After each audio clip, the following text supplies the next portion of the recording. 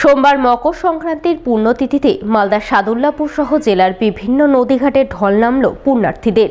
মোক্ষ লাভের আশায় পুণ্যস্নান করলেন বিভিন্ন বয়সী পুণ্যার্থীরা। সোমবার ছিল মকর সংক্রান্তির পুণ্যতিথি। তাই পুণ্যতিথিতে পুণ্য অর্থাৎ মোক্ষ লাভের আশায় এদিন খুব সকাল থেকেই মালদার সাদুল্লাপুর মহাশ্মশানের ঠিক পাশ দিয়ে বয়ে চলা ভাগীরথী নদীর ঘাটে পুণ্যার্থীদের ঢল নামে। আবাল বৃদ্ধ বনিতা পুণ্য লাভের আশায় মকর সংক্রান্তির পুণ্যস্নান সেরে মনে মনে ইষ্ট দেবতাকে স্মরণ করে ধর্মীয় রীতি রেওয়াজ মেনে পুজো পাঠে ব্রতী হন। এই উপলক্ষে মেলা বসে। মেলায় দূর দূরান্ত থেকে আগত মানুষজন ভিড় জমান। মকর সংক্রান্তি প্রতি বছর আমাদের মেলাটা হয়, সে আদিকাল থেকে মেলাটা চলে আসছে।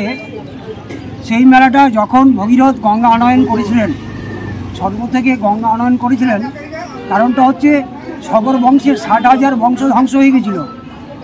তাদেরকে পুনরায় ফিরিয়ে পাওয়ার জন্য ভগীরথ গঙ্গাকে আনয়ন করেছিলেন।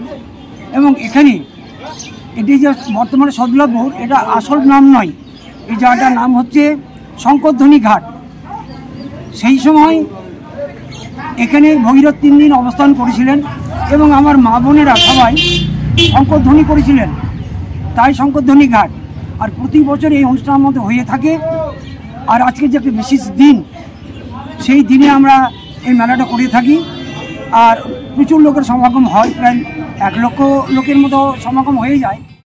মকর সংক্রান্তির পুণ্যতিথিতে পুণ্যস্নানের জন্য পুণ্যার্থীদের ঢল নামে বৈষ্ণবনগরের নিউ খেজুরিয়া গঙ্গাঘাটে।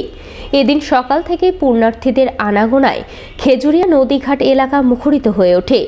সকলেই পুণ্য লাভের আশায় কনকনা শীত উপেক্ষা করে গঙ্গা বক্ষে পুণ্যস্নান করে পুজো পাঠ করেন। এই উপলক্ষে খেজুরিয়া নদীঘাট এলাকায় মেলা বসে। মেলায় বৈষ্ণবনগরের বিধায়ক চন্দনা সরকার ও জেলা পরিষদ সদস্য পরিতোষ সরকারের উদ্যোগে বাউল গান সহ নানান অনুষ্ঠানের আয়োজন করা হয়। সেই সঙ্গে দুস্থদের মধ্যে শীতবস্ত্র বিতরণের ছবি নজরে আসে। দুস্থদের হাতে শীতবস্ত্র তুলে দেন বৈষ্ণবনগরের বিধায়ক চন্দনা সরকার, জেলা পরিষদ সদস্য পরিতোষ সরকার সহ অন্যান্যরা।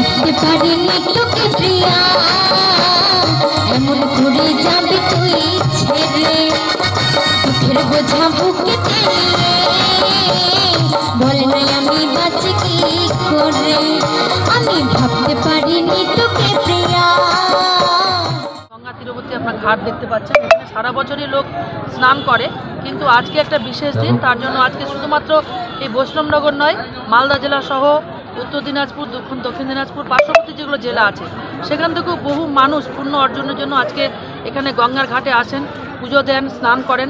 আমরা বিগত কয়েক বছর ধরে এখানে গঙ্গা স্নান উপলক্ষে আমরা এখানে বাউল এবং তার সঙ্গে সঙ্গে কিছু দুস্থ যারা আছেন, যারা সাধু সন্ন্যাসী আছেন, তাদেরকে আমরা কম্বল বিতরণ করে থাকি এবং এখানে কয়েক হাজার মানুষের জন্য আমরা সামান্য প্রসাদের আয়োজন করে থাকি। এবার অযোধ্যা রাম মন্দিরে রামলালার প্রাণ প্রতিষ্ঠা উপলক্ষে বিজেপির পক্ষ থেকে স্বচ্ছতা অভিযান কর্মসূচি পালন করা হলো রতুয়া 1 নম্বর ব্লকে।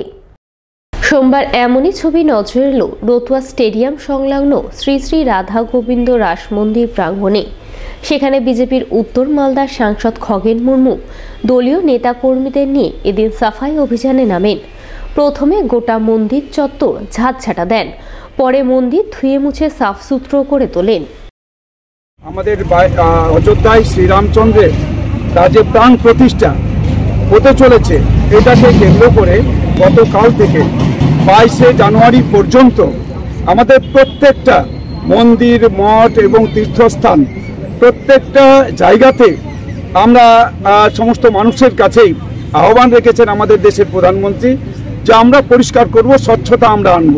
প্রত্যেকটা মঠ মন্দির এবং তীর্থস্থানগুলো আমরা পরিষ্কার করব, সাফাই করব এবং এই অভিযানে প্রত্যেকটা মানুষকে আমরা যুক্ত করব।